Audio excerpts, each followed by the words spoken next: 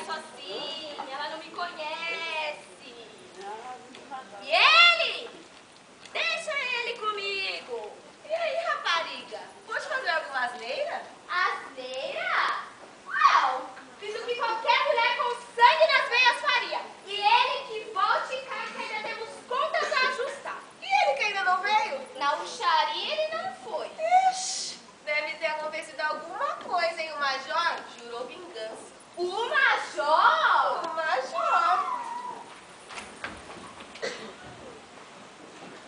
Vidinha e suas irmãs foram até a casa da guarda esperando que Leonardo estivesse por lá.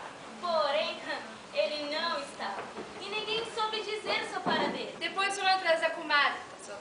A comadre podia achar o Leonardo, né? Porém também se enganaram. E a comadre não achou.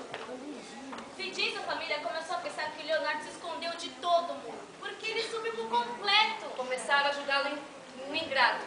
Depois de tudo que Nesse meio tempo, o Tom Malagura começou a passar todos os dias em frente à casa de Vidinha. Ele tinha seguido seus passos e viu onde ela morava. Só Tom Malagura tinha um defeito que ninguém sabia.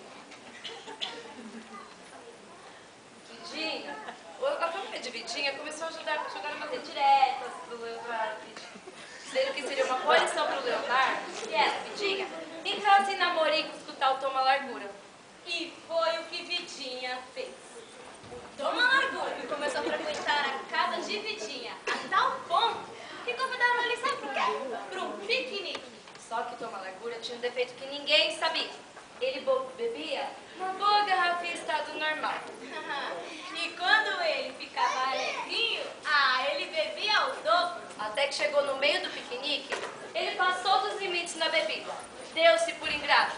Ninguém sabe por quê. E armou